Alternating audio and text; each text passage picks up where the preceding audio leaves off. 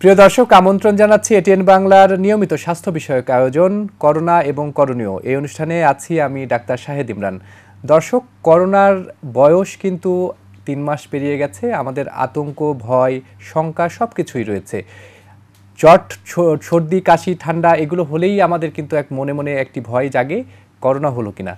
এ বিষয়ে আলোচনা করবার জন্য আমাদের এটিএন বাংলার স্টুডিওতে আছেন অধ্যাপক ডাক্তার আবু ইউসুফ ফকির, স্বাস্থ্য অধিদপ্তরের অতিরিক্ত মহাপরিচালক, বাংলাদেশের জনপ্রিয় একজন নাক কান গলা বিশেষজ্ঞ, এবং একই সাথে আমাদের অনলাইনে যুক্ত হয়েছেন অতিথি হিসাবে সুদূর সুইডেন থেকে জনস্বাস্থ্য বিশেষজ্ঞ ডাক্তার ফরহাদ আলী খান।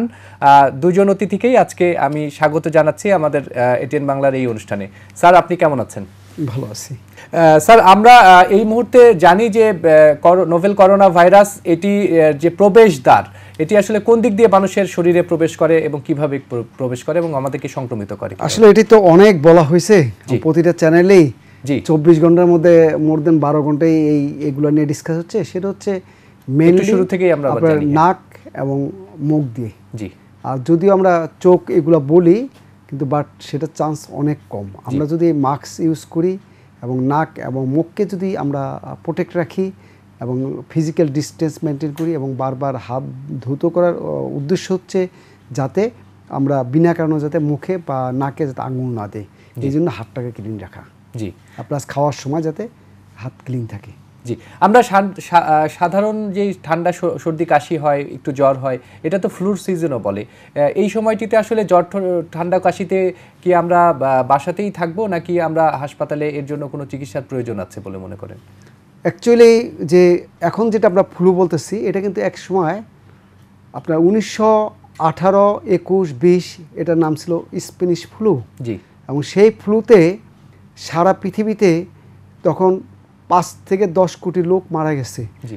এবং যখন পৃথিবীর লোক সংখ্যা ছিল মাত্র 150 কোটি, তার মানে কি পরিমাণ, সেটা কিন্তু এখন সেই ফ্লুটাই দিনের পরে দিনে আস্তে আস্তে তার ভিউলেন্সি কমে গেছে, যার জন্য ওরকম মারাত্মক হচ্ছে না।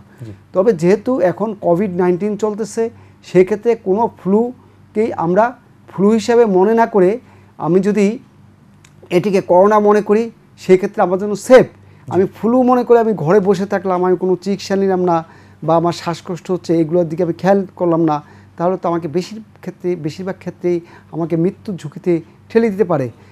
গলা ব্যথা হলো আমরা আগে যেটা টনসিলাইটিস, ফ্যারেঞ্জাইটিস মনে করতাম, এবং সেটি মনে না করে আমরা প্রথমেই মনে করি যে এটি করোনা। যেমন কারো যদি স্ত্রী ঘরে মারা যায়, স্বামীকে প্রুভ করতে হয় সে তাকে মারে নাই, তো তেমনই কারো গলা ব্যথা হলে অথবা জ্বর হলে তাকে আগে প্রুভ করতে হবে আমি করোনা না।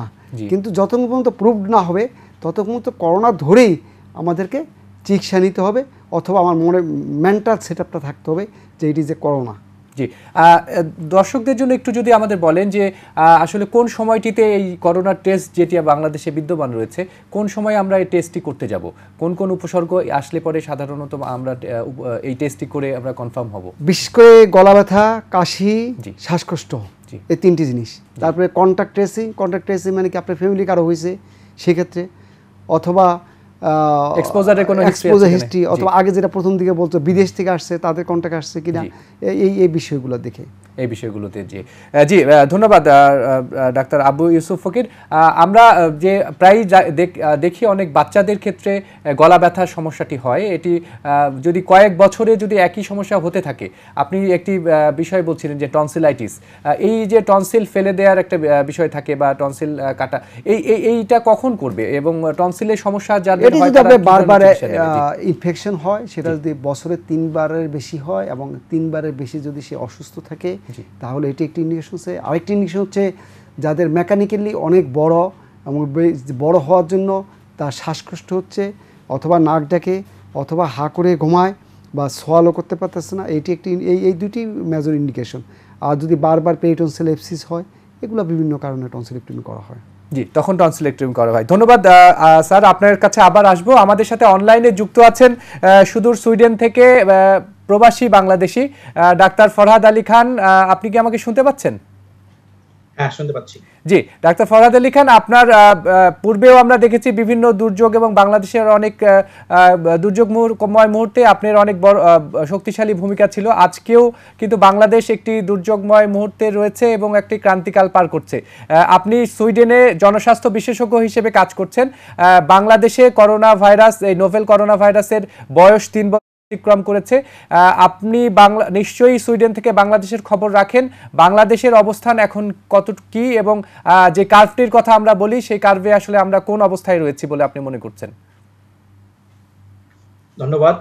আমি প্রথমেই স্মরণ করছি আজকে এই করোনা দুর্যোগ বা মহামারীতে জি, বাংলাদেশ সহ যারা আমার সহকর্মী চিকিৎসক ভাই এবং চিকিৎসা কর্মী, হেলথ কেয়ার ওয়ার্কার্স যারা মৃত্যুবরণ করেছেন এবং যারা অসুস্থ হয়ে এখনো তাদের সংক্রমিত রয়েছেন, তাদের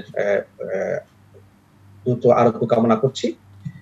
আপনার প্রশ্নের উত্তরে আমি বলতে চাই, প্রথমেই বাংলাদেশের যে বর্তমান করোনা সংক্রমণের যে মহামারীর পরিস্থিতি, আমি শুধু সুইডেন থেকে সবসময় ফলো করার চেষ্টা করি বিভিন্ন মিডিয়া, সোশ্যাল মিডিয়া এবং বর্তমান সরকারের স্বাস্থ্য অধিদপ্তরের যে ব্রিফিং গুলো রয়েছে। তো করোনা মহামারীর যে স্টেজ গুলো রয়েছে সারা বিশ্বে, বাংলাদেশে কিছুটা হয়তো পরে আসছে, প্রথমে চায়না, তারপর ইউরোপ এবং ইউএস এর বিভিন্ন দেশে। আমরা যদি বলি পাবলিক হেলথ অ্যাসপেক্টে যদি বলতে চাই যে এপিডেমিক কার্ভ, যেটা ইনিশিয়ালি কিছু লোক আক্রান্ত হবে, এরপর তারা সংক্রমিত করবে অন্যদেরকে, আস্তে আস্তে সংক্রমণের হার বাড়বে, নাম্বার অফ ইনফেক্টেড পার্সন বাড়বে, একসময় পিকে থাকবে, এরপর হয়তো বিভিন্ন ইন্টারভেনশনের কারণে আমরা পিকটাকে আস্তে আস্তে দেখে নামাবো। বাংলাদেশের বর্তমান পরিস্থিতি অবশ্যই আমি মনে করি খুবই চিন্তার বিষয়, সামগ্রিক পরিস্থিতি, এবং একজন পাবলিক হেলথ, যদি পাবলিক হেলথ অ্যাসপেক্টে বলি, অবশ্যই একটি মহামারীর যে প্রকোপ বাংলাদেশে এবং বাংলাদেশের overall health care system, primary health care, secondary এবং টার্সিয়ারি লেভেলে এবং প্রিভেনশন লেভেল যেগুলো রয়েছে, এবং টোটাল যে মৃত্যুর হার, চিকিৎসকদের সুরক্ষা, এবং বর্তমানে যে সার্ভেলেন্স যেটা বলি, পাবলিক হেলথে সার্ভেলেন্স খুব ইম্পর্টেন্ট জিনিস। আপনি যদি প্রবলেমটাকে কোয়ান্টিফাই না করতে পারেন, আপনি যদি না জানেন যে কতজন আক্রান্ত হয়েছে, কোথায় আক্রান্ত হয়েছে এবং সে কতজনকে আক্রান্ত করতে পারবে, যেমন আমরা এপিডেমিওলজিতে একটা কথা বলি যে রিপ্রোডাক্টিভ রেট বা আর নটও বলা হয়, প্রথম একজন ব্যক্তি কতজনকে সংক্রমিত করতে পারে তাকে রেট তৈরি করা হয়। যদি এটা রেট না, এটা একটা প্রপোর্শন বা প্রবাবিলিটি, এটা বাংলাদেশের প্রেক্ষাপটে হয়তো এখনো কাউন্ট করে না, যদিও কাউন্ট করা খুব জটিল। তারপরেও যদি বলি বিভিন্ন ডিজিজে যে আর নট বিভিন্ন সময় কাউন্ট করা হয়েছে, সিডিসি কাউন্ট করেছে বর্তমান কোভিড-19 নিয়ে, সেখানে 2 থেকে 3 এভারেজ ধরা হয়েছে। কাজে যদি বাংলাদেশে যে আর নট কমাইতে হয়, আর নট যদি লেস দেন 1 হয়, তখনই আমরা চিন্তা করবো যে ডিজিজ প্রোগ্রেশন বা স্প্রেডটা কমতেছে এবং মহামারীর প্রকোপ আস্তে আস্তে নিয়ন্ত্রণ করা যাবে। আমি বলবো যে বর্তমানে যে পরিস্থিতি রয়েছে বাংলাদেশের যে কনটেক্সট, আমি বলবো যে কোনো পাবলিক হেলথ ইন্টারভেনশন বলেন, প্রিভেনশন বলেন, যে কোনো ধরনের বড় পলিসি বলেন, এখানে কনটেক্সট চেষ্টা করতে হবে। আমি সুইডেন থাকি, তার মানে সুইডেনের যে পলিসি ছিল সেটা অন্য দেশে প্রযোজ্য হবে। প্রতি দেশের তার সোশ্যাল কনটেক্সট, ইকোনমিক কনটেক্সট, পাশাপাশি তার যে ইনফ্রাস্ট্রাকচার রয়েছে হেলথ কেয়ার, সেটার উপর বেস করে তাদের প্রতিরোধ ব্যবস্থা তৈরি করতে হবে। বাংলাদেশে যে বর্তমানে বিভিন্ন সময় বিভিন্ন রকম পদক্ষেপ নেওয়া হয়েছে, যেটা বর্তমান সরকার, মাননীয় প্রধানমন্ত্রী জননেত্রী শেখ হাসিনা তার নেতৃত্বে এবং যারা বিশেষজ্ঞ রয়েছেন, ডিজি হেলথ বা আইইডিসিআর, যারা এপিডেমিওলজিস্ট রয়েছেন, তারা বিভিন্ন নিশ্চয় তথ্য উপাত্তর উপর বেস করেই তারা করেছেন। তবে আমি একটি জিনিস আশা করেছিলাম যে বর্তমানে যে পাবলিক হেলথ যে একটা ক্রাইসিস বাংলাদেশে, এটাকে মহামারী, একটি দুর্যোগ, এবং সেক্ষেত্রে এখানে কোনো রকম রিল্যাক্স মেথডের কোনো সুযোগ নেই। যে কোনো পরিস্থিতি মোকাবেলার জন্য আমার মনে হয় যে আমি আশা করেছিলাম যে আমি দেখেছি এখানে ট্রিটমেন্ট গাইডলাইন বের হয়েছে অনেক বড় পেজের, বিভিন্ন ট্রিটমেন্টের কথা বলা হয়েছে ডাক্তারদের। যদিও আপনারা জানেন যে কোভিড-19 এটার এখনো কোনো সুস্পষ্ট ট্রিটমেন্ট বের হয়নি। বিভিন্ন রকম পরীক্ষা নিরীক্ষা চলছে, হাজারখানেক ক্লিনিক্যাল ট্রায়াল চলছে পরীক্ষা জাস্ট ট্রিটমেন্টের ক্ষেত্রে।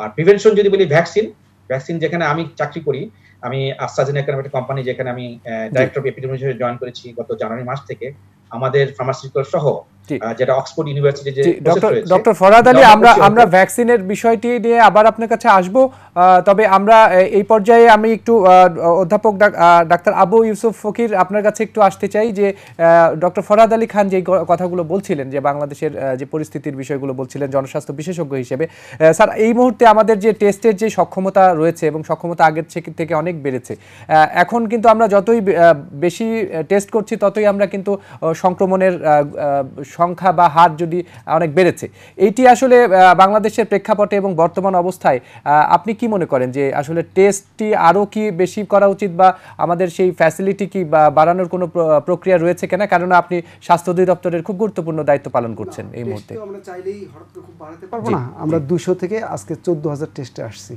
হয়তো হাইস্ট আমরা 20,000 যেতে পারবো, এর বেশি যেতে পারবো না। এখন আমরা নতুন একটা চিন্তা ভাবনা করছি, সেটা হলো জিন এক্সপার্ট, জিন দিয়ে করা যায় কিনা। জিন দিয়ে করতে গেলে সেখানে আমরা অনেক বেশি ভলিউম অ্যাট টাইম করতে পারবো, সেটি একটি করা যায়। আর একটা র্যাপিড কিট টেস্ট যেটি করা যায়, সেটি যেটি সমস্যা আছে সেটি হচ্ছে কিন্তু আসলে অ্যান্টিজেন ডিটেক্ট করতে না পারলে লাভ নেই, কারণ অ্যান্টিবডি তো তৈরি হওয়ার পর অলরেডি রুগী ভালো হয়ে যায়। সেটা আমাদের এপিডেমিওলজিক্যালি সেটা ভ্যালু আছে, বাট ক্লিনিক্যালি যে রুগীদের জন্য বেনিফিটটা খুব বেশি না। আচ্ছা, তো সেই ক্ষেত্রে আমরা ওই লাইনে না যেয়ে বরঞ্চ এখন যদি জিন এক্সপার্ট টেস্ট করা যায়, জিন টেস্ট সেটা করতে পারলে আমাদের ভালো হবে। আর এখন এই জিনিসগুলো, এই প্রক্রিয়াগুলো করতে করতে এখন কিন্তু আমাদের ডিজিজ অলরেডি পিকে চলতেছে। জি, কেমন আপনি দেখছেন প্রতিদিনই কিন্তু 21-22% আমরা যা টেস্ট করতেছি তা সেই পরিমাণ কিন্তু রেট কিন্তু বেড়ে গেছে, রুগী বাড়তেছে এবং আমরা কিন্তু মৃতের সংখ্যাও বাড়ছে। জি, এক্স্যাক্টলি, মৃতের সংখ্যা না, পাশাপাশি আমরা তো সবার টেস্ট করতে পারতেছি না, এবং হয়তো টেস্ট আরও বেশি করলে আরও রুগীও বেড়ে যাবে। এখন যেটি প্রয়োজন হচ্ছে সেটি যদি ক্লিনিক্যালি কাউকে সাসপেক্ট করা হয়, অবশ্যই তাকে কোভিড হিসেবে চিকিৎসা দেওয়া উচিত এবং যে কোনো হসপিটালে সেটা ভর্তি নেওয়া উচিত। এবং অনেক ক্ষেত্রে যে আমরা ফিরিয়ে দিচ্ছি, আমাদের ডাক্তাররা যে ফিরিয়ে দেয় যে এটা তো কোভিড টেস্ট নেয়, আপনার সার্টিফিকেট নেয়, কিন্তু সার্টিফিকেট আসতে তো মানুষ মারা যাবে। আমাদের ওই দিকে না যে এখন তার কারো জ্বর, শ্বাসকষ্ট থাকলে তাকে ভর্তি দেওয়া উচিত এবং পালস অক্সিমিটার স্যাচুরেশন দেখে অক্সিজেন দেওয়া, বা কাউকে যদি ভেন্টিলেশন লাগে ওইটা দেওয়া, বা কোনো অ্যাডভাইস দেওয়া লাগলে সেটা অ্যাডভাইস দেওয়া, অথবা যদি রেমডেসিভির দিতে হয় সেগুলো দিবে, অথবা টোসিজোলিব যে ইন্টারলিউকিন 6কে ব্লক দেওয়া যে থেরাপি ইনজেকশন আছে সেটিও দিতে পারে। সরকার না পারলে অনেকেরই পার্সোনাল ক্ষমতা আছে, তারা নিজেরা ইউজ করতে পারে। আমাদের ডাক্তারদের আমি মনে করি এই জিনিসগুলোর দিকে নজর দেওয়া হচ্ছে। আর স্টেরয়েড তো খুব সহজেই দেওয়া যায়। স্টেরয়েড দিলে যেটা সুবিধা হয়, আপনি যে এখানে যে সাইটোকাইন যে স্ট্রং হয়, এই সাইটোকাইন স্ট্রংকে ব্লক দেওয়া যায়। পাশাপাশি আবার যে রিসেপ্টর এগেনস্টে যে আপনার সাইটোকাইন যে সাবস্টেন্সগুলো রিলিজ হয়, সে একটা হলো সাবস্টেন্সকে রিলিজও দিচ্ছে না। আবার আমরা যে অ্যান্টিহিস্টামিন দিই, অ্যান্টিহিস্টামিন দিল যে রিসেপ্টরগুলোতে কাজ করবে, সেই রিসেপ্টরগুলো ব্লক দিলে আমাদের এই ইমিউনোলজিক্যাল যে রিয়াকশনটা অনেকটা কম হলে প্রো ইনফ্লামেশনটা কম হবে। যদি ইনফ্লামেশন কম হয় তাহলে সেক্ষেত্রে রোগীর শ্বাসকষ্ট, এটিপিক্যাল নিউমোনিয়া এগুলো চান্স হওয়ার চান্স কম। পাশাপাশি আমার স্যাচুরেশনটা ওইভাবে ফল করবে না। স্যাচুরেশন ফল করলে এটা বিসিএস সাইকেলের মতো, যখন একটি স্যাচুরেশন ফল করে সেখানে করার পরে দেখা যায় আপনার সেল ইঞ্জুরি হয়, সেল ইঞ্জুরি হওয়ার জন্য আপনার রেডিক্যাল সাবস্টেন্সগুলো বের হয়, রেডিক্যাল সাবস্টেন্স বের আবার ওই রেডিক্যাল সাবস্টেন্সগুলো আবার সেলকে ইঞ্জুরি করে, এন্ডোথেলিয়ামকে ইঞ্জুরি করলে আবার সেখানে ফ্যাক্টর 3 রিলিজ হয়, ক্লটিং ফ্যাক্টর 3, টিস্যু ফ্যাক্টর আবার রিলিজ হলে সেখানে দেখবেন যে আবার আপনার ডিআইসি টেন্ডেন্সি থাকে, যার জন্য ফেরিটিন লেভেল একটা বিসিএস তখন একটা দেখা যায় ক্রিটিক্যাল হয়ে যায়। অর্থাৎ স্বাস্থ্য ঝুঁকিকে কমানোর জন্য আপনি যে বিষয়গুলো বলছিলেন, আর্লি ট্রিটমেন্টটা জরুরি। আপনি দীর্ঘদিন ধরে নাক কান গলা এই বিভাগে কাজ করছেন এবং একই সাথে গবেষণাও করছেন। আপনি স্বাস্থ্য অধিদপ্তরের একটি গুরুত্বপূর্ণ পদে আছেন। আমি সেই প্রেক্ষাপট থেকে যদি আমরা বিবেচনা করি যে এখন সরকারি যে হাসপাতালগুলো রয়েছে সেই হাসপাতালগুলো তো বলা যায় যে স্যাচুরেটেড, কিন্তু এই যে বেসরকারি হাসপাতালগুলো আপনি যেটি বলছিলেন যে সবাইকে চিকিৎসাটা দেওয়া উচিত, কিন্তু বেসরকারি হাসপাতালগুলোতে আমরা এখনও দেখছি যে এই যে আপনি যেটি বলছিলেন যে টেস্টটির পজিটিভ না নেগেটিভ এটা জেনে আসতে হবে। তো এই যেহেতু টেস্ট আমাদের এতটা অ্যাভেলেবল না, আমরা সেক্ষেত্রে কি বেসরকারি হাসপাতালগুলোর ব্যাপারে আপনাদের কোনো সিদ্ধান্ত রয়েছে? অবশ্যই, এগুলো ব্যাপারে আমাদের মাননীয় মন্ত্রী, আমাদের ডিজি মহোদয় রিপিটেড ওনাদের সাথে ঢাকা, চিটাগাং, সিলেট এবং রাজশাহী বিভিন্ন জায়গায় কথা বলেছেন বেসরকারি ক্লিনিক মালিকগুলোর সাথে, এবং তারা অলরেডি অনেকে চালু করেছেন, স্কোয়ার ভর্তি করা শুরু করছেন, আনোয়ার খান মডার্ন ভর্তি করতেছেন, তারপরে আপনার হোলি ফ্যামিলি ভর্তি করতেছেন, এবং প্রতিটা জায়গায়, এবং চিটাগাংও তাই, কিন্তু আপনার বিভিন্ন যে প্রাইভেট মেডিকেল কলেজগুলো তাদেরকে বলা হয়েছে যে ভর্তির জন্য, এবং চিটাগাং যে ইউএসটিসি যে আছে যেটা ওইটা, এবং চিটাগাংয়েরও বিভিন্ন মেডিকেল কলেজ যেগুলো আছে এগুলোকে ভর্তির জন্য নির্দেশনা দেওয়া হয়েছে সরকার। কিন্তু আমরা কিন্তু দেখছি যে নির্দেশনা অবশ্যই রয়েছে, এবং আমরা শুরুতে যখন দেখলাম যে 3টি হাসপাতালকে পারমিট করা হলো টেস্ট করবার জন্য, কিন্তু তাদের মধ্যে থেকে আবার বলা হলো যে আমরা টেস্ট করে দেবো, কিন্তু ভর্তি করার বিষয়ে বলা হয়েছে। কিন্তু ইউনাইটেড হাসপাতাল আমরা বলেই ফেলি যে সেই হাসপাতাল আমরা গণমাধ্যমে দেখেছি যে তারা বলছে যে আমরা টেস্ট করতে পারবো কিন্তু রোগীর চিকিৎসা দিতে পারবো না, কিন্তু পরবর্তীতে আপনারা সেই দায়িত্বটা নিয়েছেন এবং এখন তারা ভর্তি করছে। কিন্তু আসলে কি প্রয়োজন ছিল সবগুলো হাসপাতাল, এবং আইসিইউ যেহেতু এখন অনেক প্রয়োজন, ভেন্টিলেটর প্রয়োজন, আইসিইউ গুলো বেসরকারি হাসপাতালগুলোতে ভালো সেইগুলোতে আপনাদের মনিটরিং কি রয়েছে কিনা? না, আমি বলি আমাদের যে আইসিইউ খুব যে বেশি আছে তা না, জি, এবং খুব সিলেক্টিভ। ধরেন আপনার আমার টোটাল বাংলাদেশে 600 আইসিইউ আছে, জি জি, টোটাল সরকারি বেসরকারি মিলাই। তো 600 আইসিইউ হঠাৎ করে হয়তো আমি কিনে ফেললাম, কিন্তু আমার কিন্তু সেই পরিমাণ ম্যান পাওয়ার নেই এই আইসিইউগুলো চালানোর জন্য, দক্ষতা বা আইসিইউর একটা রোগীর ট্রিটমেন্ট এক এক সময় চেঞ্জ হয়। এখানে ফ্যারিটিনিন লেভেল দেখতে হয়, এখানে তারপরে ডি ডাইমার লেভেল দেখতে হয়, এগুলো সাফিসিয়েন্ট নলেজ না থাকলে আইসিইউ আসলে চালানো যায় না। এবং সেটা একটা, আপনি দেখেন ঢাকা মেডিকেলে মুজাফফর ভাই হচ্ছে আমাদের ডিপার্টমেন্ট হেড, আমি তার সাথে কথা বলছি, এ পর্যন্ত কোভিডের 5টি রোগী আইসিইউতে ফেরত আসছে, আর কিন্তু বাকি মারা গেছে। কিন্তু আমি মনে করি প্রতিটা জীবনই গুরুত্বপূর্ণ, সেই ক্ষেত্রে আইসিইউ কনসেপ্টের থেকে আমি মনে করি পার্সোনালি যে আমাদের মাননীয় প্রধানমন্ত্রী বিষয়টি এটি মনে করেন, এবং উনি আমাদেরকে নির্দেশও দিয়েছেন যে হাই ফ্লো নেজাল ক্যাথেটার যে অক্সিজেন এটি দেওয়া যায়, যেটা দিয়ে বরিস জনসন আপনার ইউকের প্রধানমন্ত্রী, যে ওনাকে প্রতি মিনিটে 15 লিটার অক্সিজেন দেওয়া হয়েছে, আর হাই ফ্লো দিয়ে 15 লিটার থেকে আপনার 60 লিটার পর্যন্ত দেওয়া যায়। তাইলে আপনার একটা আইসিইউ দেওয়া হচ্ছে, আমি মনে করি এটা প্রযুক্তিগতভাবে অনেক ইজি, অক্সিজেন ক্যানুলা যেটি দেওয়া যায় এটি ইজি। তারপরে আরও করা যায় যেটা আমাদের সেন্ট্রাল অক্সিজেন সাপ্লাই, সব জায়গায় এটা করে দেওয়া উচিত। কেন করে? হসপিটাল করলে আপনাকে সেন্ট্রাল অক্সিজেন সাপ্লাই, তাহলে এটা সুবিধা কি? এটা সুবিধা হলে এখানে আপনার ভেন্টিলেশন মেশিনগুলো চালানো যায়। আজকে কোভিড হয়তো চলে যাবে, যে কোনো একটা যদি আমাদের গুরুত্বপূর্ণ আসে, সেটা কিন্তু আমরা সেন্ট্রাল অক্সিজেনের প্রেশার কিন্তু অনেক বেশি থাকে, আমাদের সেই কনসেপ্টটি রেখে আগামী দিনে আমাদের আগাতে হবে। কিন্তু স্যার এই যে ডিভাইসগুলো, যে ডিভাইসটির কথা বললেন, এই ডিভাইসগুলো তো বাংলাদেশে এখনো পর্যন্ত পর্যাপ্ত নয়। এগুলো কি প্রকিউরমেন্ট বা এগুলো কিভাবে সবগুলো হাসপাতালে কি? না, এটা আপনাকে কিনে আনতে হবে, এটা রাষ্ট্র বা ডিজি অফিস বা ইয়ের মাধ্যমে, আমাদের সিএমএসডি আছে তাদের মাধ্যমে এগুলো ক্রয় করতে হবে। এই ডিভাইসগুলো তো খুব বেশি কস্টলিও না, আপনার 4 লাখ 5 লাখ টাকা, কেমন?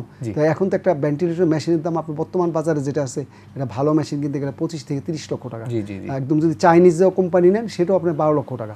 এগুলো আগে দাম কম ছিল, যেহেতু এখন ইন্টারন্যাশনাল ক্রাইসিস, এই জন্য এগুলো দাম বেড়ে গেছে। জি, অর্থাৎ কি সামনে নিশ্চয়ই এই ডিভাইসগুলো অ্যাভেলেবল করবে, এবং আপনি যেহেতু দায়িত্বে রয়েছেন, আপনি নিশ্চয়ই সেই পরামর্শগুলো দিয়ে যাচ্ছেন। ধন্যবাদ স্যার আপনাকে। আমি একটু এবার ডাক্তার ফরহাদ আলী খান, আপনার কাছে আসছি। আপনি বলছিলেন যে ভ্যাকসিনের কথা বলছিলেন, যে টিকা আবিষ্কারের কথা, এবং আপনি এই ধরনের একটি গবেষণার সাথেও যুক্ত আছেন এবং এরকম একটি প্রতিষ্ঠানে কাজ করছেন। আপনি যেটি বলছিলেন যে আসলে ভ্যাকসিনটি আমাদের কতদিন নাগাদ আসতে পারে, বা আমরা এই চিকিৎসাটি শুরু করতে পারি কবে? ধন্যবাদ। প্রথম কথা হচ্ছে যে কোনো পাবলিক হেলথ যেটা আমরা চেষ্টা করছি যে রোগকে প্রতিরোধ করতে হবে ফ্রম দ্য বিগিনিং। এখন আমরা যেমন বিদেশে অনেক দেশে, বিশেষ করে সুইডেন মতো দেশ, যেখানে বলা হয়েছিল যে হার্ড ইমিউনিটি করা হবে, এটা একটা অ্যাপ্রোচ ছিল। এটা কোনো অ্যাক্টিভ কোনো স্ট্র্যাটেজি হওয়া উচিত না কোনো দেশে, যে সবাইকে আপনি বদ্ধভূমিতে ছেড়ে দিবেন, তারা ইনফেক্টেড হবে, যারা বেঁচে আসবে তারা ইমিউনিটি গ্রো করবে, এবং শেষমেশ যারা মারা যাবে তারা মারা গেলেন। ডক্টর ইউসুফ ভাই যে কথাটি বললেন যে আজকে আমরা কথা বলি, আমি পাবলিক হেলথের অ্যাসপেক্টে বলবো, আমি 80% মানুষের কথা বলবো, 20% না, 80% যারা মাইল্ড মডারেট সিমটম নিয়ে থাকবে, এরপর সিভিয়ার কোভিড-19 সিমটম নিয়ে যারা আছে তাদেরকে হাসপাতালে ভর্তি করতে হয়, এবং এন্ড স্টেজে যারা থাকে তাদের লাইফ সাপোর্ট দিতে হয়, বা ভেন্টিলেটর বা আইসিইউ ফ্যাসিলিটি দিতে হয়। এখন বাংলাদেশের, আমি ভ্যাকসিনটা একটু বলবো, এর আগে একটু এটা বলে যাচ্ছি, যেহেতু আমাদের দেশের প্রেক্ষাপটটা আমাকে চিন্তা করতে হবে, যেহেতু বাংলাদেশের যে বর্তমান পরিস্থিতি, আজকে 3000 লোক আক্রান্ত হয়েছে, প্রতিদিন আক্রান্ত হচ্ছে, এবং আক্রান্তের সংখ্যা, আমি কখনোই বলবো না যে এটা আক্রান্তের সংখ্যা না, এটা ডিটেকশন, শনাক্তকরণ সংখ্যা। বাংলাদেশে আক্রান্ত সংখ্যা অনেক বেশি হবে, যেহেতু এটা আন্ডার এস্টিমেশন টোটাল। কারণ আপনি যেখানে টেস্ট করার সুযোগ পাচ্ছেন না, এবং অনেক মানুষ অ্যাসিমটোম্যাটিক অথবা তারা সিমটোম্যাটিক, বাট তারা কোভিড-19 টেস্ট করছে না। কাজেই টোটাল যে বার্ডেন অফ ডিজিজ বলি বা ইনফেকশনের যে বাংলাদেশের টোটাল নাম্বার এটা অনেক গুণ বেশি হবে। হয়তো মৃত্যুর যে সংখ্যা হয়তো আন্ডার ডায়াগনোসিস হবে অথবা মিস ডায়াগনোসিস হবে অথবা ডায়াগনস্টিক যে ক্রাইটেরিয়া ফুলফিল না করলে হয়তো অন্য ডায়াগনোসিস গুলো তৈরি হবে, লিস্টে থাকবে স্ট্যাটিস্টিক্সে, তখন হয়তো মৃত্যুর সংখ্যাটা একটু বাড়তে পারে, তবে অত 10 গুণ বাড়বে না যেটা বর্তমানে বলা হচ্ছে। আমি প্রেক্ষাপট নিয়ে বলবো যে আজকে ভ্যাকসিনই হচ্ছে একমাত্র উপায় বর্তমানে যেটা মনে হচ্ছে। পাশাপাশি আমরা যেটা বলছি যে সোশ্যাল ডিস্টেন্স, আমি একটু আগে কথা বললাম আর নট, যে আমি ওই টার্গেট করব যে আমরা টার্গেট করবো যে আমাদের স্প্রেডটা কমাতে হবে, যেটা আর নটটা লেস দেন 1 আনতে হবে। এটা 3টা কম্পোনেন্ট কাজ করতে হয় একটা ডিজিজের। এখন প্রথম কথা হচ্ছে যে একটা ডিজিজের এটার ইনফেকশন পাওয়ার কতখানি, তার রেট কতখানি, কতজনকে একজন মানুষ ইনফেক্ট হইলে কোভিড-19 সে কজনকে ইনফেক্ট করতে পারে, কতজনকে ইনফেক্ট করার রেট থাকবে, এটা একটা আপ করতে হয়। একটা হলে কতদিন সে করতে পারে একজন মানুষকে, আর আরেকটা হচ্ছে যে আপনার তার ডিউরেশন, এই রোগটা কদিন ধরে আসছে ওখানে, এগুলা নিয়ে কাউন্ট করলে দেখা যায় যে আমাদের জিনিসটা করতে হবে যে থার্ড পয়েন্ট যেটা বলা হচ্ছে যে মানুষের মধ্যে সোশ্যাল ডিসটেন্সটা মেইনটেইন করা, যেটা স্প্রেডটা কমানোর জন্য একটাই উপায় হচ্ছে যে ওইগুলো, বাকিগুলো কিন্তু বায়োলজিক্যাল ফ্যাক্টর। একটা পেশেন্ট যখন ইনফেক্ট হবে তার কোভিড-19 নিজস্ব যে একটা ক্রাইটেরিয়া আছে তার ইনফেকশনের, এটা সে মেইনটেইন করবেই, হয়তো জেনেটিক মিউটেশন হচ্ছে রেগুলার, কিন্তু তার একটা ইনফেকশনের রেট আছে, তার একটা স্ট্রেংথ আছে। কিন্তু বাকি যেটা হচ্ছে যে একটা লোক, একটা পেশেন্ট কোভিড-19 সে কজনকে সাথে মিশছে, এটাকে যদি ব্লক করতে হবে, ওই জায়গাটা ব্লক করার মানেই হচ্ছে যে আপনি স্পিড কমাতে পারছেন। ব্লক করার উপায় হচ্ছে যে সোশ্যাল ডিস্টেন্সিং, যেটা আমরা এখন মেইনটেইন করছি, এটা হচ্ছে সবচেয়ে বেশি ইম্পর্টেন্ট। সোশ্যাল ডিস্টেন্সিং মানে না শুধু পার্সোনাল ডিস্টেন্সিং, এবং এরপরে আমরা করছি যে ভ্যাকসিনের ব্যাপারটা। এখন ভ্যাকসিন নিয়ে অনেক কথা হচ্ছে, অনেকে বলে ভ্যাকসিন করতে আপনারা জানেন যে এভারেজে 10 বছর লেগে যায়, অনেক বড় বড় মহামারীর কোনো এখনো ভ্যাকসিন আবিষ্কৃত হয়নি, HIV AIDS এর ভ্যাকসিন আবিষ্কৃত হয়নি, কিন্তু করোনা নিয়ে কেন আমরা আশান্বিত? আমি আশান্বিত এই জন্য যে আজকে থেকে প্রায় 200 বছর আগে যখন স্মল পক্স ভ্যাকসিন যখন তৈরি করা হয় বা আবিষ্কার করা হয়, তখন কিন্তু কোনো টেকনোলজি ছিল না, কোনো ডাটাবেস ছিল না, তখন কোনো কম্পিউটার ছিল না অ্যানালিসিস করার কোনো, তখন কিন্তু সিম্পল মেথডে করা হয়েছিল। আপনি হয়তো জানেন যে একটা রোগ আছে স্কারবি, মাত্র 9 জন পেশেন্টের উপর টেস্ট করে স্কারবি রোগের যে চিকিৎসা ভিটামিন সি ডেফিসিয়েন্সি করা হয়েছিল ট্রায়াল। এখন আস্তে আস্তে কিন্তু আমরা ডেভেলপ হয়েছে। এখন যেটা হচ্ছে যে বিভিন্ন কোম্পানি এই মুহূর্তে গত 30 বছর দেখা গেছে যে বিশেষ করে যেসব বড় বড় কোম্পানি রয়েছে, যে আমার যে কোম্পানি যে AstraZeneca, পাশাপাশি অন্যান্য কোম্পানি কিন্তু তারা কিন্তু ভ্যাকসিনে ইনভেস্ট করে না, কারণ এটা কিন্তু একটা প্রফিটেবল কাজ ছিল তাদের জন্য। কারণ বিগ ফার্মা যারা রয়েছে, সানোফি বলেন বা জনসন এন্ড জনসন, ফাইজার, এরা তৈরি করেছে। এখন যেটা হয়েছে যে এই মুহূর্তে একটা রেস সারা ওয়ার্ল্ডে, গ্লোবাল রেস শুরু হয়ে গেছে যে আমরা যে কোনো ডক্টর ফরাদ আলী খান, এই যে সারা গিলবার্টের নেতৃত্বে যে অক্সফোর্ডে একটি পরীক্ষা চলছিল, আমরা কি সেই পরীক্ষার সফলতা কতদূর? আপনি ট্রায়াল যেটি চলছিল সেই ট্রায়ালটা কতদূর, ট্রায়াল কতদূর বলতে যাচ্ছি, সেখানে আসছে যে সেই সারা গিলবার্টের অক্সফোর্ড ইউনিভার্সিটির যে ভ্যাকসিন ইনিশিয়েটিভটা, সেখানে আমাদের কোম্পানি AstraZeneca এটার মেইন এটার ম্যানুফ্যাকচারিং থেকে শুরু করে সবকিছু আমাদের কোম্পানির মাধ্যমে হচ্ছে। আমি জিনিসটা বলতে যাচ্ছি যে ভ্যাকসিনে যে ট্রায়াল গুলো ফেজ 1, ফেজ 2, ফেজ 3, এখন একটা ফেজ 2 অলরেডি চলে গেছে, এবং অনেক সময় ফেজ 2 এবং ফেজ 3 প্যারালাল চলে। এবং যেহেতু প্রিক্লিনিক্যাল ট্রায়াল গুলো ওখানে ভ্যাকসিনের এফিকেসি পাওয়া গেছে, এখন ফেজ 1 এও এটার পজিটিভ রেজাল্ট পাওয়া গিয়েছে, এবং সেজন্যই আপনি জানবেন যে একটি ফার্মাসিউটিক্যাল কোম্পানি কখনো এত টাকা ইনভেস্ট করে না, যেখানে 200 মিলিয়ন ডোজ, 200 কোটি ডোজের জন্য অলরেডি চুক্তি করা হচ্ছে, এবং বিভিন্ন manufacturing plant side by side চলছে, সাপ্লাই চেইন রেডি করা হচ্ছে। ইন্ডিয়ান সিরাম ইনস্টিটিউট অফ ইন্ডিয়ার সাথে চুক্তি করা হয়েছে যে গ্লোবাল ডিস্ট্রিবিউশনের জন্য। চারিদিকে ইংল্যান্ড এবং ইউএস এর যে বড় বড় কোম্পানি, বিল গেটস ফাউন্ডেশন সহ অন্যান্য গ্লোবাল ভ্যাকসিন ইনস্টিটিউট, তাদের সাথে সংযোগ করা হচ্ছে। কাজে আমি আশান্বিত যে ফেজ 2 ট্রায়াল হবে খুব শীঘ্রই। একটা সুবিধা হচ্ছে যে এই ট্রায়াল গুলো বেশি লম্বা এক্সপোজার টাইম লাগে না, যেহেতু আপনার ক্রনিক ডিজিজে অনেক লম্বা এক্সপোজার টাইম লাগে, ডায়াবেটিস বলেন বা হার্ট ডিজিজ বলেন, এই ট্রায়াল গুলোতে এক্সপোজার টাইম খুব শর্ট, এবং ডাটা অ্যানালিসিস করা হবে খুব মডার্ন টেকনোলজির মাধ্যমে। এখন ফাস্ট ট্র্যাক যেটা অ্যাপ্রুভাল বলা হয়, যে আপনার FDA বলেন ইউএস এর এবং ইউরোপের যে EMA, এরা কিন্তু ফাস্ট ট্র্যাক অ্যাপ্রুভাল দিবে। কাজে আমি আশান্বিত যে ভ্যাকসিনের যে ব্যাপারে আমাদের সিইও পাসকাল সোজার যে আশাবাদ ব্যক্ত করেছেন যে বাই সেপ্টেম্বর এটা হয়তো আমরা ফাইনাল রেজাল্ট পেয়ে যাব এবং এবছরই আমরা ভ্যাকসিন ডিস্ট্রিবিউট করতে পারবো, বিশেষ করে ইউরোপে এবং তারপরে কাজে আমি আশান্বিত। জি, আমরা আশা করছি যে এই ভ্যাকসিনটি চলে আসবে। তবে আমরা একটু জানতে চাই আপনার কাছ থেকে যে আমাদের কিন্তু জিনোম সিকোয়েন্সিং আমরা বাংলাদেশে দেখেছি, আপনার যে ভ্যাকসিনটি বা টিকাটি আবিষ্কৃত হবে সেটি কি বাংলাদেশে আমাদের কতটুকু কার্যকারিতা হবে বা সফল হবে, এই ব্যাপারে আপনার কি কোনো ধারণা রয়েছে কিনা? আমি এই ব্যাপারে খুব ডিপে যেতে পারবো না অবশ্যই, কিন্তু আমি যে জিনিসটা বলতে চাচ্ছি যে এই ধরনের ভাইরাস যেমন ইনফ্লুয়েঞ্জা ভাইরাস, আপনার এটা তো এক ধরনের ইনফ্লুয়েঞ্জা ভাইরাসের মতোই কিছুটা এটার মধ্যে সিমিলারিটি রয়েছে। ইনফ্লুয়েঞ্জা ভাইরাসের ভ্যাকসিন করা হয় প্রতি বছরই, ভ্যাকসিনে কিছু মডিফাই করা যায়। আমি মনে করি যে এটা কম্প্যাটিবল হবে সব দেশের জন্য, যেহেতু এটা গ্লোবাল প্যান্ডেমিক এবং প্রতিটা দেশ চাইবে যে কথাটা বলা আছে, আপনি সুস্থ থাকলে আমি সুস্থ থাকবো, if you are healthy I am healthy. কারণ কাউকে রোগী রেখে নিজে হেলদি থাকা যাবে না, এখন এটা গ্লোবাল প্যান্ডেমিক, সবার নিজের স্বার্থেই অন্য দেশকে হেলদি রাখতে হবে, সেজন্য এই সারা ওয়ার্ল্ড চেষ্টা করছে, সবার জন্য প্রযোজ্য হবে। জি, ধন্যবাদ ডাক্তার ফরহাদ। আপনি কিছু যুক্ত করবেন কিনা? এটা কিন্তু অক্সফোর্ড যেটা নেটে আমি দেখছি যে 200 কোটি ভ্যাকসিন, তার মানে কি আমাদের সারা পৃথিবীতে লোক আছে 700 কোটি। জি জি, তো 200 কোটি বানানো মানে কি হচ্ছে যে 1/3 কিন্তু তারাই বানাচ্ছে। ইফেক্টিভ না হলে 200 কোটি লোক নিচ্ছে ইউরোপে নাই, তারা এটা সারা পৃথিবীতে সাপ্লাই দিবে বলেই কিন্তু এটা বানাচ্ছে। আর জেনম কিন্তু খুব বেশি বেশ কম না, যদি আপনি 80%ও কভার করে বা 90%ও কভার করে তো সেটাই বা মন্দ কি।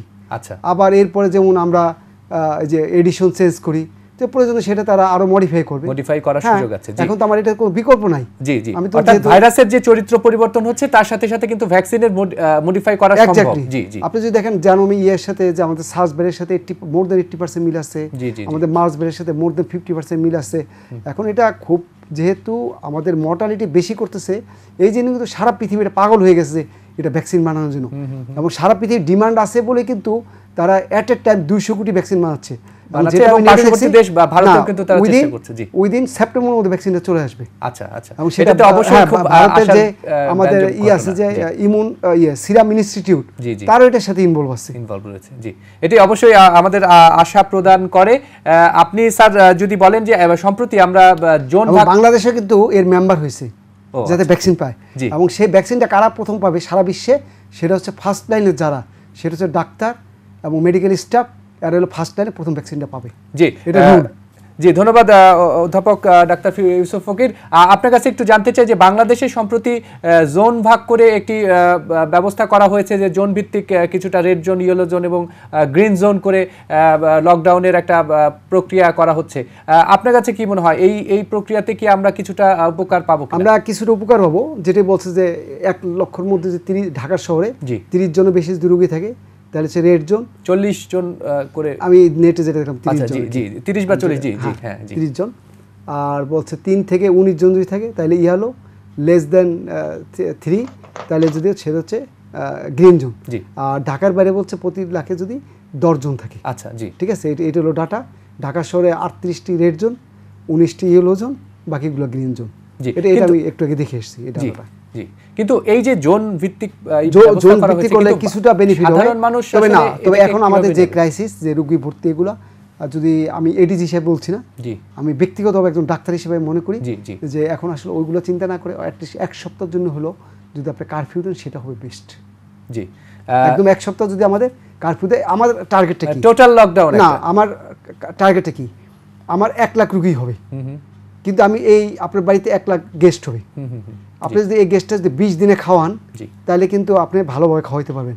আর অ্যাট এ টাইম যদি আপনি 1 লক্ষ লোক চলে আসে, আপনার বাড়িতে ক্যাপাসিটি আছে 10,000, আপনি কিন্তু একটা বেকায়দায় পড়ে যাবেন, মানে সক্ষমতার বাইরে চলে যাবে বিষয়টি। আমার রোগী হোক আপত্তি নাই, কিন্তু আমি যে স্লো ডাউন করে দিতে পারি, যেমন গত 3 মাস যেটা সরকার হচ্ছে, স্লো ডাউন করাতে কিন্তু আমাদের মৃত্যুর হার আসলে কম, 1%।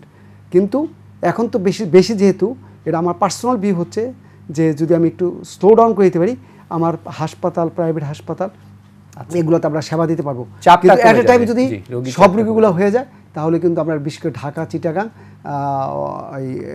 নারায়ণগঞ্জ, আমি মনে করি আসলে এটা কারফিউর মতো একটা লকডাউন করলে। জি স্যার, আমরা একটু ছোট্ট করে শুনতে চাই, মাস্ক ব্যবহার নিয়ে কিন্তু আমরা অনেকদিন থেকে আপনারা বলছেন যেগুলো মেইন স্ট্রিম মিডিয়া তাদের সেখানে কিন্তু প্রচার হয়েছে প্রচুর। এই মাস্ক ব্যবহারের ক্ষেত্রে কি বিশেষ কোনো বিধান রয়েছে বা কোনো সতর্কতা রয়েছে কিনা? আমি বলি, আমি গত 3-4 দিন আগে গার্ডিয়ান পত্রিকা দেখলাম, সেখানে ওরা মাস্কের মধ্যে লেখছে যে মাস্কের সাইজটা হবে 25 সেন্টিমিটার বাই 15 সেন্টিমিটার, তার মানে 10 ইঞ্চি বাই 6 ইঞ্চি। এবং সেই মাস্কটা হচ্ছে 3 লেয়ারের এবং পপলিন কাপড়ের। আচ্ছা, কেমন? এবং এটাই বলছে এনাফ। অনেকে গেঞ্জি কাপড়, আমি যেটা রেফারেন্স তো কথা বলে লাভ নাই এটা। এবং এটা সুবিধা কি, আমি কিন্তু সার্জিক্যাল মাস্কের গড় বিরোধী। কেন? আপনি সার্জিক্যাল মাস্কটা ইউজ করার পর আপনি যেখানে সেখানে ফেলে দিচ্ছেন, এটা একটা রিইনফেকশন একটা সোর্স হয়ে দাঁড়াচ্ছে। আর যদি আপনি কাপড়ের মাস্ক যে ইউজ করেন, তাহলে সেটা কি হচ্ছে, আপনি রাত্রে যে ধুত করবেন, সাবান দিয়ে ওয়াশ করবেন, এটা ঝুলাই রাখলেন, সকালবেলা বাইরে হওয়ার পর ইস্ত্রি করেন, তাহলে হচ্ছে এটা রিইনফেকশন হচ্ছে না, এটা কন্টামিনেটের চান্স কম, আবার খরচও কম। একটা মাস্ক আপনি 2 থেকে 3 মাস ইউজ করতে পারবেন। আর সার্জিক্যাল মাস্ক আপনি কিনতেছেন, ময়লায় ফেলতেছে, এটা আরেকটা লোক ইনফেক্টেড হচ্ছে। আমি নীতিগত মনে করি শুধু যারা রুগী ডিল করে তারা N95 মাস্ক ইউজ করতে পারে, আর অথবা সার্জিক্যাল মাস্ক ইউজ করে, সেখানে ফেস শিল্ড ইউজ করে। কারণ যেহেতু এটা ড্রপলেট ইনফেকশন, যে আপনার মুখের থেকে যেহেতু আসে, সেখানে যদি আমি একটা ফেস শিল্ড ইউজ করি, তাহলে সেখানে বাড়ি খাচ্ছে, তারপরে আবার মাস্ক পরা আছে, সেখানে ঝুঁকি কিন্তু অনেক কমে যায়। আমরা ইচ্ছা হলে ফেস শিল্ডে আমাকে 80% কভার দিচ্ছে, তারপরে যে মাস্ক থাকে তাহলে আর কমে যাবে ঝুঁকি। জি, অসংখ্য ধন্যবাদ ডাক্তার আবু ইউসুফ ফকির। আমরা আলোচনার একেবারে শেষ অংশে এসেছি। আমি একটু ডাক্তার ফরহাদ আলী খান আপনার কাছে শুনতে চাই, আপনি প্রবাসী এবং দীর্ঘদিন থেকে সুইডেনে কাজ করছেন। আপনার সুইডেনে কাজের অভিজ্ঞতা থেকে যদি আপনি একটু আমাদেরকে বলেন যে সেখানে কিভাবে এই যে করোনার ভাইরাসের যে মোকাবেলা করেছেন আপনারা, সেই অভিজ্ঞতা আপনি আমাদেরকে ছোট্ট করে যদি একটু বলেন, এবং বাংলাদেশের জন্য যদি আপনার কোনো পরামর্শ থাকে।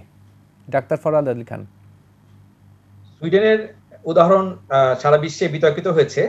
সুইডেনের যে ক্যাপাসিটি, সুইডিশ ইকোনমিক স্ট্রেংথ যেটা, এবং পাবলিক হেলথ যে প্রিপেয়ারনেস সুইডেনের থাকা উচিত ছিল, সেক্ষেত্রে সুইডেন যে বর্তমানে যে মৃত্যুর হার, সেটা নিয়ে সারা বিশ্বে বিভিন্ন মিডিয়া সহ বিজ্ঞানীরাও সেটা নিয়ে প্রশ্নবোধক ভাবে মতামত দিয়েছে।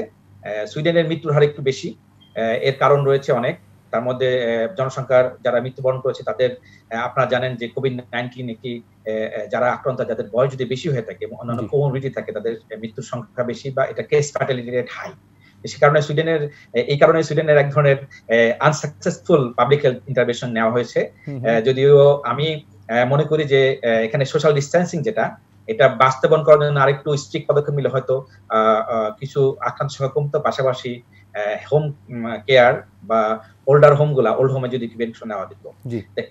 এখানকার যে কনটেক্সট, এটা বাংলাদেশ থেকে ডিফারেন্ট, বাট এখানে পজিটিভ হচ্ছে যে ইন দি মিন টাইম তারা হেলথ সিস্টেমটাকে বিল্ড আপ করেছে, টেস্টের সংখ্যা বাড়িয়েছে। যেমন আমি নিজেই নেক্সট উইকে আমার অ্যান্টিবডি টেস্ট করবো। আমি যদিও এখন পর্যন্ত কোনো আমার কোভিড-19 সিমটম নাই, আমি হোম বেস কাজ করছি প্রায় 4 মাস ধরে, কিন্তু সবাইকে করা হচ্ছে, আস্তে আস্তে সবাইকে আওতায় আনা হবে। সুইডেনের যে অভিজ্ঞতা থেকে বলতে চাই যে কোনো, আমি আগে যে কথাটা বলেছি যে কোনো পাবলিক হেলথ স্ট্র্যাটেজি বলা হোক বা পরিকল্পনা যদি আপনি নেন, সেক্ষেত্রে এটাকে লোকাল রিসোর্স এবং কনটেক্সটে চিন্তা করে করতে হবে। বাংলাদেশের প্রেক্ষাপটে এখন এই দেশে, যেহেতু বাংলাদেশ আমার মাতৃভূমি, আমি ফলো করি বাংলাদেশের বর্তমান পরিস্থিতি নিয়ে। আমি মনে করি যে বাংলাদেশের জনগণের বলেন বা নীতি নির্ধারক যারা রয়েছেন, এখানে ইউসুফ ফকির ভাই রয়েছেন, তিনি একজন নীতি নির্ধারক, তাকে আমি বলবো আমাদের উচিত হবে, উনি যে কথাটি বলে 7 দিনের জন্য কারফিউ বা 10 দিনের কারফিউ, যে কোনো কিছুই আমি মনে করি যে এভিডেন্স বেসড করা উচিত, সায়েন্টিফিক ব্যাকগ্রাউন্ড থাকা উচিত তার ক্ষেত্রে। আপনি লকডাউন করলেন বা কারফিউ দিয়ে একটা এলাকা ব্যারিকেড দিয়ে গেট বন্ধ করে দিয়ে রেখে দিলেন, কিন্তু ভিতরে অনেকেই কিন্তু তাদের যে পার্সোনাল হাইজিন মেনটেন করছে না বা পার্সোনাল ডিসটেন্স মেনটেন করছে, তা কিন্তু স্প্রেড হবে। আপনি হয়তো শুনছেন যে একটা কনসেপ্ট আছে কমিউনিটি মেডিসিনে বা কমিউনিকেবল ডিজিজে 20-80 রুলস। 20% ইনফেক্টেড পিপল 80% লোককে ইনফেক্ট করে থাকে। এখন মনে করেন যে আমাদের সেজন্যই যেটা ট্রেসিং করতে হবে, কন্ট্যাক্ট ট্রেসিং, যে 20% কারা।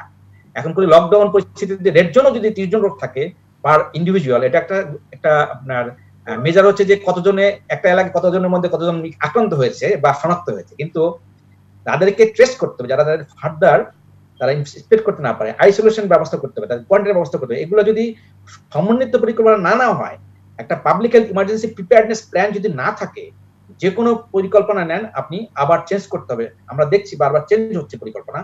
এখন বিশ্ব স্বাস্থ্য সংস্থা তাদের বড় কথা না, তথ্য পরিবর্তন করেছেন। জি, আমাদেরকে চিন্তা করতে হবে যে বাংলাদেশের ভূখণ্ড জিওগ্রাফিক্যাল মেজারমেন্ট করতে হবে। বাংলাদেশে ব্যুরো অফ স্ট্যাটিস্টিক্স রয়েছে, বাংলাদেশে কত 30-40 হাজার আপনার জনপ্রতিনিধি রয়েছে, ওয়ার্ড কাউন্সিলর থেকে শুরু করে মেম্বার থেকে ইউনিয়ন পরিষদ চেয়ারম্যান থেকে প্রতিটা ক্ষেত্রে রয়েছে। আওয়ামী লীগ বলেন, বর্তমান দল সরকার তাদের কর্মী বাহিনী রয়েছে, তাদের প্রত্যেককে নামতে হবে এক যুদ্ধ অবস্থা নিয়ে, যে প্রতিটা এলাকায় তারা কিভাবে প্রতিরোধ করবে।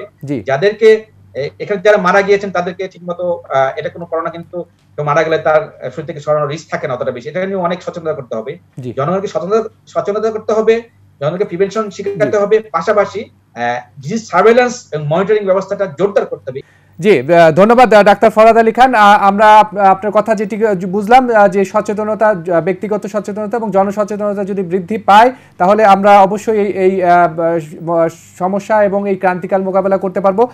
ধন্যবাদ অধ্যাপক ডাক্তার আবু ইউসুফ ফকির, ধন্যবাদ ডাক্তার ফরহাদ আলী খান। আমরা আমাদের আলোচনা এখানে শেষ করছি। দর্শক, আমরা অবশ্যই প্রত্যাশা করি যে স্বাস্থ্যটি যেন জনস্বার্থে হয়। আপনারা ভালো থাকবেন, সুস্থ থাকবেন। আগামীকাল নতুন অতিথিকে নিয়ে আবার আসবো আপনাদের সামনে। ভালো থাকবেন, সুস্থ থাকবেন। আল্লাহ হাফিজ।